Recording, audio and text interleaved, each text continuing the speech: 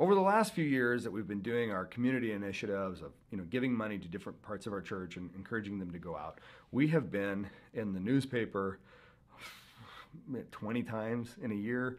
We've been on CNN.com. We've been in the New York Times. We've been in the Wall Street Journal. We've been in Collide magazine.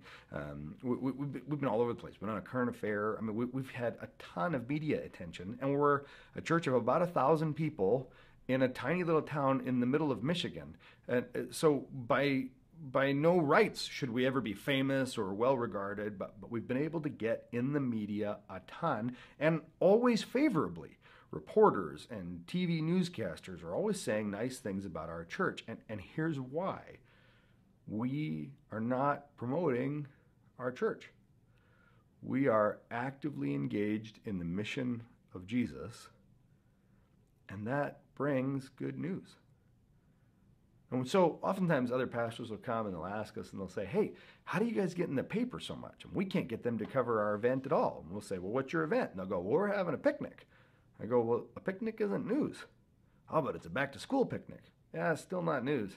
I mean, unless 40% of the population of your city is showing up, there's no way a reporter is covering your picnic, because nobody cares.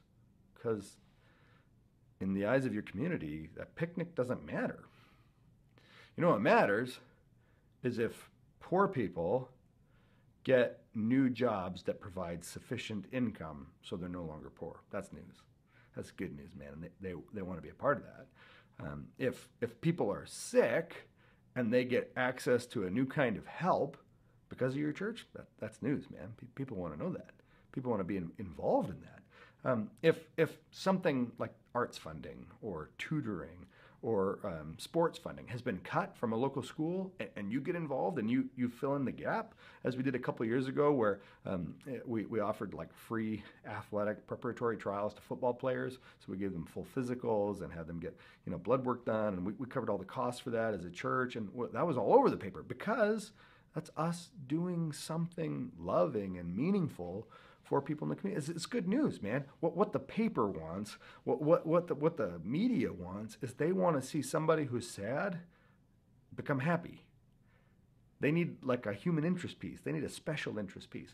So the smartest thing you can do, honestly, is just find out who the local reporters are that cover the community section of your newspaper and take them out for lunch.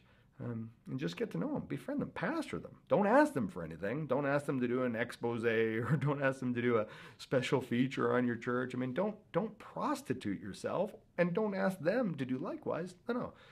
Befriend them, love them, find out what they care about, find out what they like, and then find out if there's any crossover points between your church and the ministry that you're doing and what they're interested in. So there's lots of examples that I could give about that. Of course, the football example, but we did a thing a few years ago where we did a 24-hour art festival because the local art funding had been cut from all of our elementary schools.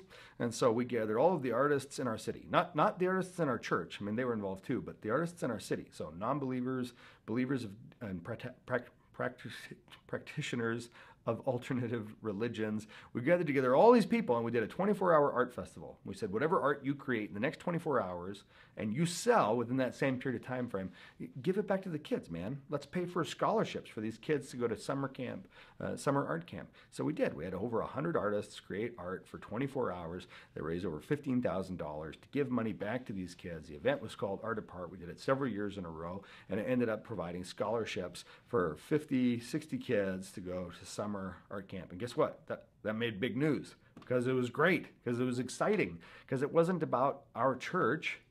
It was about what we were doing to heal the world. And the newspapers know, man, the world needs healing. They want churches that are on the side of their city, and they'll tell the story when they find them.